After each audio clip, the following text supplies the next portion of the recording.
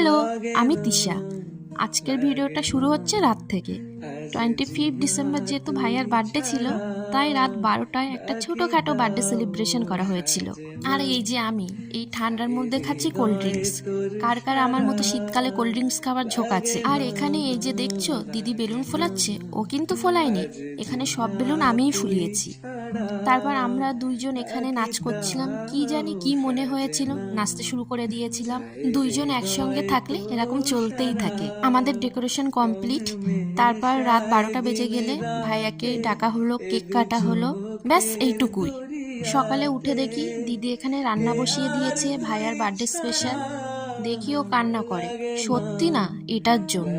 তারপর রান্না কমপ্লিট হয়ে গেলে এখানে সবার আগে আমি খেয়ে নিয়েছিলাম, কারণ আমার বাড়ি ফেরার ছিল তাড়াতাড়ি।